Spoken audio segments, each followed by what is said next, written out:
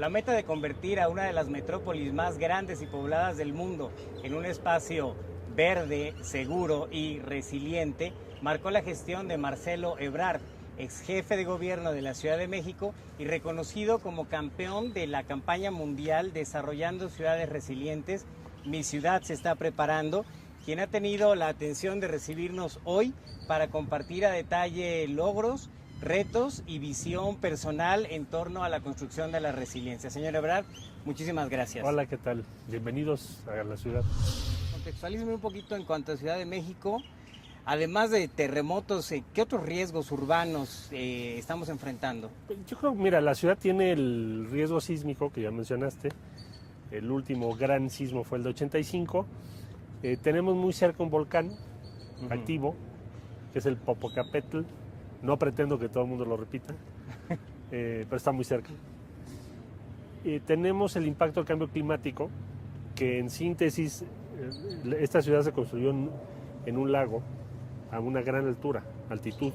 Sí. Entonces es muy difícil sacar el agua de cada una de las temporadas de lluvias y está cambiando el patrón de lluvias. Total, tenemos más agua en menos tiempo y de manera simultánea, tenemos sequías más prolongadas. Entonces es otro de los riesgos de la ciudad.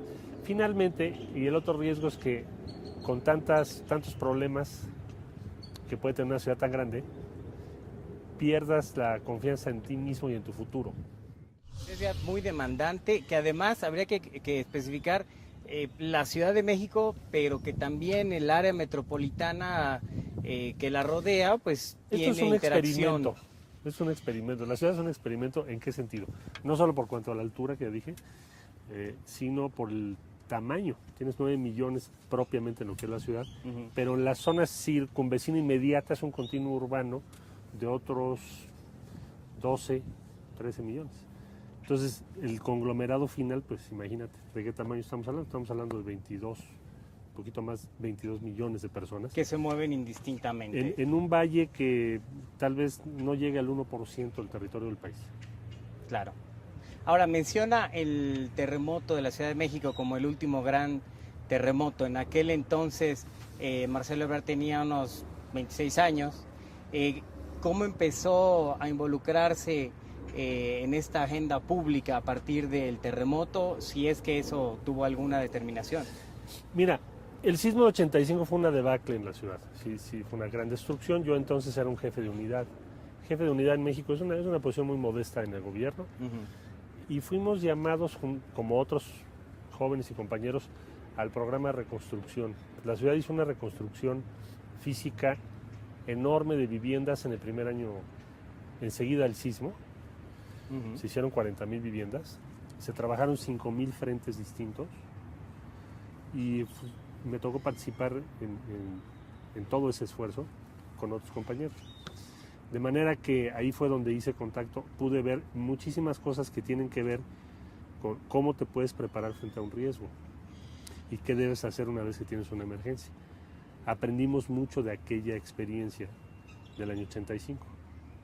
Y yo diría que lo que me tocó hacer, por ejemplo, en la Secretaría de Gobierno, de aquellos años, organizar el primer sistema de protección civil que la ciudad no tenía.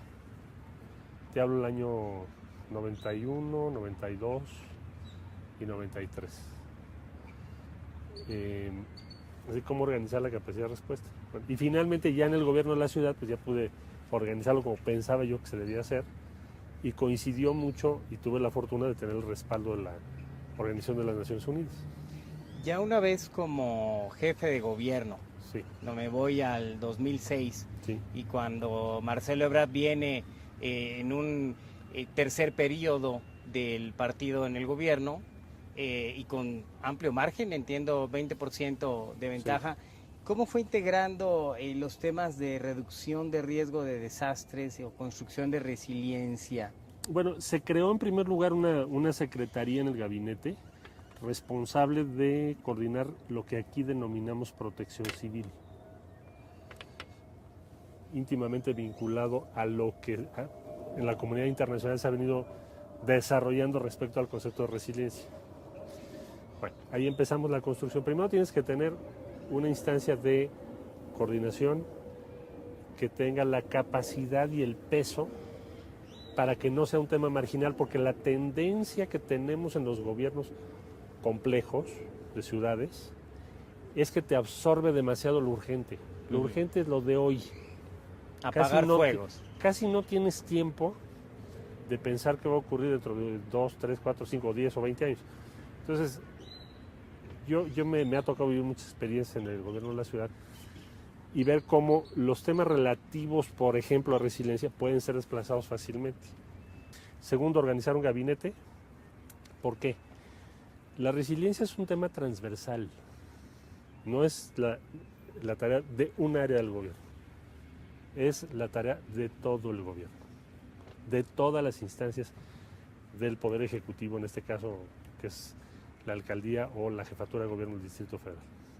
Entonces, debo decir para quienes nos están escuchando que aquí la ciudad sí tiene esa potestad.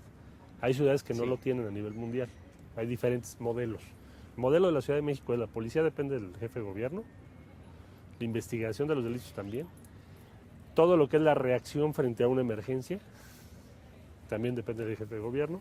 Entonces tienes las potestades para poderlo organizar. El sistema de transporte, el metro, depende del jefe de gobierno. De hecho, la ciudad tiene muchísimas cargas respecto a lo que podría ser en otros países del mundo. Pero para entender de lo que estamos hablando, la jefatura de gobierno del Distrito Federal sí tiene las potestades necesarias para organizar lo que estamos diciendo. O sea, la reacción y preparación o prevención frente a emergencias importantes.